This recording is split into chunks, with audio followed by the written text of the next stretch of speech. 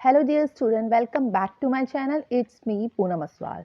तो आज हम क्लास 11 की बुक हॉर्नबिल के एमसीक्यू करेंगे और चैप्टर का नाम है we are not afraid to die if we can all together.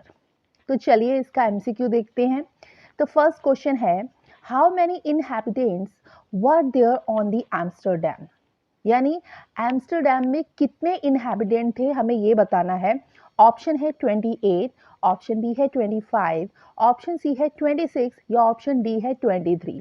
तो कितने इनहैबिटेंट थे एम्स्टरडैम में? वो थे 28, यानी सही आंसर होगा option A. Okay, next question है, what was the distance that they covered during their first leg of their 3 years plan journey। क्योंकि 3 इयर्स की यानी 3 साल की जर्नी थी, प्री प्लान थी। फर्स्ट लैग में, फर्स्ट फेज में उन्होंने कितना किलोमीटर कवर किया, आपको ये बताना है। तो ऑप्शन है 1,50,000, ऑप्शन बी है 1,05,000, ऑप्शन सी है 20 किलोमीटर या ऑप्शन डी है 1,050 किलोमीटर। तो वो कितनी थी? आंसर होगा 1,05,000। तो सही आंसर क्या होगा? सही आंसर होगा option B. Okay, next question है, what part of the journey was pleasant for them. कौन सा पार्ट उनके लिए प्लेजेंट था, वो आपको ये बताना है। ऑप्शन है first leg from England to Cape Town, option B है नॉर्थ अमेरिका, ऑप्शन सी है न्यूजीलैंड या ऑप्शन डी है नन। तो कौन सा था? वो था first leg from England to Cape Town. तो सही आंसर है option A. Okay, next question है, why did the author hire the 2 crewman. तो ऑथर ने 2 हायर करे थे क्रूमैन को, वो क्यों किए थे? ऑप्शन ए है to take rest, option B है he wanted to spend some time with his family, option C है to help tackle on of the world's roughest seas, the southern Indian Ocean, and option D है none।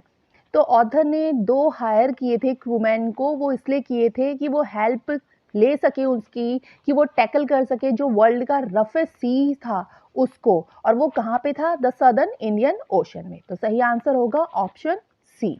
Okay, next question है, when did the wave start getting gigantic. जो wave थी, लहरें थी, वो कब भयंकर रूप ले लेती है, आपको ये बताना है। ऑप्शन है जनवरी 2 को, ऑप्शन बी है मार्च 2 को, ऑप्शन सी है फरवरी 2 को या नन। तो वो कब ले लेती है? वो लेती है जनवरी 2 को, यानी 2 जनवरी को वो बहुत भयंकर रूप ले लेती है। कौन? वेव्स। तो सही आंसर होगा option A. Okay, next question है, why did they do to slow down the boat in the storm. Boat को ना स्लो करने के लिए क्या उन्होंने, मतलब क्या किया जब स्ट्रोम आ रहा था, उसकी गति को रोकने के लिए? तो क्या किया था? ऑप्शन है स्टॉप सेलिंग, ऑप्शन बी है drop the storm jib and lash the heavy mooring rope, और ऑप्शन सी है बोथ ए एंड बी, और ऑप्शन डी है नन। तो उन्होंने क्या किया था? स्टॉर्म जीप मतलब पानी में फेंक दिया जाता है, एक हैवी सा ऑब्जेक्ट होता है। और मोरिंग रोप क्या होता है? बहुत बड़ी रोप होती है जिसमें बांध दिया जाता है। शिप आगे को क्या नहीं कर पाता? मूव नहीं कर पाता, उसकी स्पीड को वो कम कर लेता है। तो इसलिए सही आंसर क्या होगा? Option B, dropped the storm jib and lashed a heavy mooring rope। Okay, next question है, who said we are sinking. मतलब ये किसने कहा था कि हम डूब रहे हैं?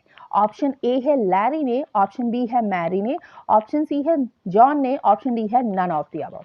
तो किसने कहा था? वो कहा था मैरी ने। तो सही आंसर क्या होगा? Option B. Okay, next question है, what was the name of the ship of the author. Author का जो वो शिप था उसका नाम क्या था, आपको ये बताना है। ऑप्शन है वेव स्लीपर, ऑप्शन बी है वेव वॉकर, ऑप्शन सी है टाइटैनिक या ऑप्शन डी है नन। तो उस शिप का क्या नाम था जो ऑथर का था? उसका नाम था वेव वॉल्कर। तो सही आंसर होगा option B. Okay, next question है, what was the condition of the ship. Ship की क्या कंडीशन हो गई थी, आपको ये बताना है। ऑप्शन ए है broken timbers, starboard, side plugged, inwards, clothes, crockery, chart, tins and toys clashed. Option B है water filled in every room, option C है clothes were missing, option D है नन। तो क्या हो गई थी? शिप की कंडीशन हो गई थी broken timbers, starboard side plugged, inwards, clothes, crockery, chart, tins and toys are sloshed. तो सही आंसर क्या होगा? Option A. Okay, next question है what was the age of Suzanne and Jonathan. Age क्या थी यानी आयु क्या थी सुजैन और जोनाथन की। तो ऑप्शन ए है 7 and 6 years, ऑप्शन बी है 8 and 5 years, ऑप्शन सी है 5 and 11 years, ऑप्शन डी है नन। तो सही आंसर क्या है? सही आंसर ऑप्शन ए है, सुजैन की 7 साल थी और जोनाथन की 6 years थी। तो option A. Okay, next question है what was the occupation of author. Author का ऑक्यूपेशन क्या था आपको ये बताना है।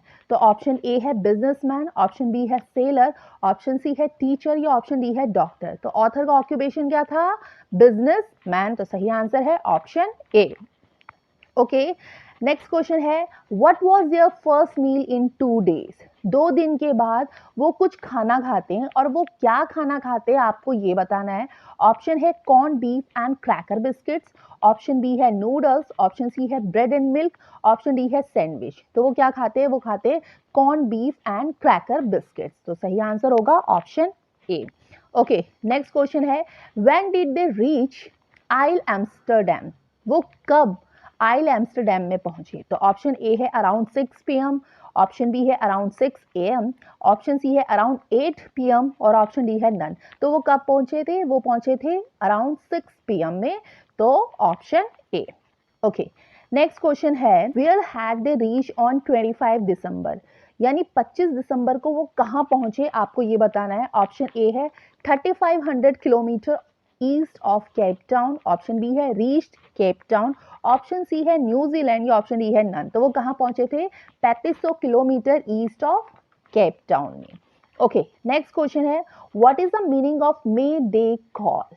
मे डे कॉल का मतलब क्या होता है आपको ये बताना है। तो ऑप्शन ए है call made in the month of May, यानी मई के महीने में हम किसी को कॉल करें तो इसलिए उसको मे डे कॉल कहते हैं। ऑप्शन बी है call made in the month of July, option C है distress call for help, option D है नन।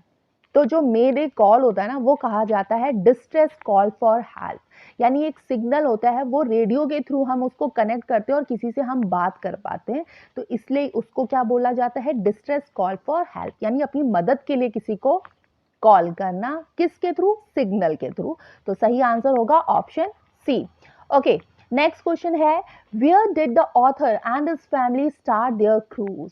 ऑथर और उसकी फैमिली क्रूज में यात्रा कहाँ से उन्होंने स्टार्ट किया आपको ये बताना है। ऑप्शन ए है प्लेमाउथ एंड इंग्लैंड, ऑप्शन बी है जर्मनी, ऑप्शन सी है मैक्सिको, ऑप्शन डी है केप टाउन। तो उन्होंने यात्रा कहाँ से स्टार्ट की थी? वो की थी प्लेमाउथ एंड इंग्लैंड से। तो सही आंसर होगा option A. Okay, next question है जो कि लास्ट क्वेश्चन है how long did they take for the ships testing and fitting. कितना टाइम उन्होंने शिप को टेस्ट किया कि ये शिप बिल्कुल परफेक्ट है कि नहीं है, और फिट किया उसके सारे कलपुर्जे को, किस लिए? कि शिप कहीं जाने लायक हो जाए। तो कितना डेज लगा? क्या कितना मंथ लगा या कितना साल लगा? तो ऑप्शन ए है 30 डेज, ऑप्शन बी है मंथ्स लगा, ऑप्शन सी है 50 डेज लगा या ऑप्शन डी है 7 डेज लगा। तो देखो चैप्टर में ये तो नहीं बताया हमें कि कितना डेज लगा या कितने साल लगा, सिर्फ चैप्टर में लिखा है मंथ लगा। अब मंथ में 30 दिन भी हो सकता है, 31 दिन भी हो सकता है, फरवरी का मंथ 28 और 29 का भी आता है तो उस टाइम भी हो सकता है, बट चैप्टर में अगर मंथ लिखा है तो हम मंथ के ही हिसाब से जाएंगे। तो इसलिए सही आंसर क्या होगा? ऑप्शन बी, यानी कुछ महीने लग गए कि शिप को क्या करने में? टेस्ट करने में और उसका फिटिंग करने में कि शिप कहीं जाने लायक है या नहीं। तो ये थे एमसीक्यू, आई होप आपको समझ में आया होगा। और अगर हाँ स्टूडेंट, अगर आपको हॉर्नबिल के चैप्टर के और क्वेश्चन आंसर चाहिए तो मैं डिस्क्रिप्शन बॉक्स में लिंक प्रोवाइड कर दूंगी, आप वहां से जाके चेकआउट कर सकते हैं, या फिर मेरे जो चैनल का प्लेलिस्ट है आप वहां से भी जाके देख सकते हैं। तो फिर थैंक यू।